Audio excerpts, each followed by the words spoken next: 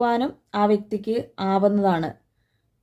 അവരെ സംബന്ധിച്ച് എടുത്തു ചാടി ഒരു കാര്യങ്ങളിലും തീരുമാനമെടുക്കുന്നൊരു വ്യക്തിയല്ല. എല്ലാ കാര്യങ്ങളിലും വളരെയധികം ആ വ്യക്തി നോക്കിയും കണ്ടും മാത്രമേ ഓരോ കാര്യങ്ങളും ചെയ്യത്തുള്ളൂ. നിങ്ങൾക്കാണെങ്കിൽ പോലും മോശം ഒരു അവസ്ഥ വരുന്ന തരത്തിൽ ആ വ്യക്തി ഒന്നും തന്നെ ചെയ്യത്തുമില്ല. അവരുടെ ഒരു കാഴ്ചപ്പാട് എന്തെന്നാൽ, ഇപ്പോൾ അവരെടുത്തിരിക്കുന്ന ഒരു തീരുമാനം, അവർക്ക് നിങ്ങളൊരു അവസരം കൊടുക്കുക. ആ ഒരു അവസരം എന്ന് പറയുന്നത് ഇപ്പോൾ ഉണ്ടായിരിക്കുന്ന ഒരു പ്രശ്നം, ആ പ്രശ്നം പരിഹരിക്കാൻ വേണ്ടിയുള്ള ഒരു അവസരമാണ്. എടുത്തു ചാടിപ്പോൾ നിങ്ങളിലേക്ക് വീണ്ടും വന്നു കഴിഞ്ഞാൽ പിന്നെ നിങ്ങൾക്കത് ഇതിനെക്കാട്ടിലും ദുഃഖം നൽകുന്ന ഒരു അവസ്ഥയിലേക്കായിരിക്കും കൊണ്ടുപോകുന്നത്. അത് ഈ വ്യക്തി എന്തായാലും ഇഷ്ടപ്പെടുന്നില്ല. അങ്ങനെയുള്ള ഒരു അവസ്ഥയിലേക്ക് നിങ്ങളെ കൊണ്ട് ചെന്ന് എത്തിച്ചിടാൻ. ചിലപ്പം ഇപ്പം നിങ്ങളെ കാണാനെങ്കിലും പറ്റുന്നുണ്ടായിരിക്കും, അല്ലെങ്കിൽ നിങ്ങൾ അറിയാതെങ്കിലും നിരീക്ഷിക്കാൻ പറ്റുന്നുണ്ടായിരിക്കും.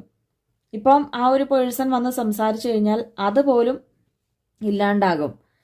അതുകൊണ്ടാണ് ഈ പേഴ്സൺ നേരിട്ടല്ലാതെയുള്ള ചേസിങ് നിങ്ങളെ ചെയ്യുന്നതിൻ്റെ കാരണം നേരിട്ടല്ലാതെ അന്വേഷിക്കുമ്പോഴും നേരിട്ടല്ലാതെ നിങ്ങളുടെ കാര്യങ്ങൾ, നിങ്ങളുടെ മനസ്സും എല്ലാം അറിയുമ്പോഴും അവർക്കൊരു ആശ്വാസമുണ്ട്. നേരിട്ടല്ലാതെയൊക്കെ അന്വേഷിച്ചപ്പോഴും ആ പേഴ്സണെ മനസ്സിലായിട്ടുള്ള ഒരു കാര്യം, നിങ്ങളിപ്പോഴും ആ ഒരു ബന്ധത്തിന് വേണ്ടി കാത്തിരിക്കുന്നു എന്നുള്ളൊരു കാര്യമാണ്. തീർച്ചയായിട്ടും ഈ ഒരു സമയത്ത് അതവർക്കൊരു അത്ഭുതമാണ്. കാരണം ഞാൻ സ്നേഹിക്കുന്ന പോലെ എന്നെ തിരിച്ചും ആ ഒരു പേഴ്സൺ സ്നേഹിക്കുന്നുണ്ടല്ലോ, അല്ലെങ്കിൽ ആ ഒരു വ്യക്തി എനിക്ക് വേണ്ടി ഇത്രയും നാളും കാത്തിരിക്കുന്നുണ്ടല്ലോ. ഒരുപാട് നാളുകളായിട്ടുണ്ടാവാം ഈ ബന്ധം, ഇപ്പം ഈ പേഴ്സൺ മാറി നിൽക്കുന്നു. അപ്പം ആ പതിയെ ആ പ്രശ്നങ്ങളെല്ലാം പരിഹരിച്ചുകൊണ്ടിരിക്കുന്ന ഒരവസ്ഥയാണ് ഇപ്പം അവരിൽ നിന്നും നമുക്ക് കാണാൻ സാധിക്കുന്നത്.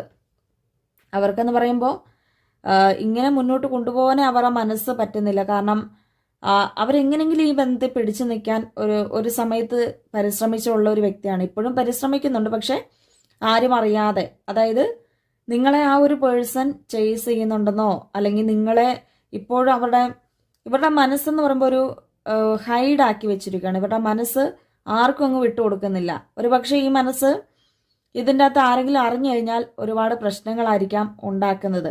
അപ്പം അതുകൊണ്ട് തന്നെ ഈ പേഴ്സൺ ഒരു യൂണിവേഴ്സിനോട് തന്നെ ആ ഒരു പേഴ്സൺ സംസാരിക്കുകയാണ്. കൂടുതലായിട്ടും ഒരു പ്രാർത്ഥനയും മാനിഫെസ്റ്റേഷനും എല്ലാം തന്നെ ഇവിടെ വെക്കുന്നുണ്ട് ആ വ്യക്തി നിങ്ങളെ സ്വന്തമാക്കാൻ വേണ്ടി.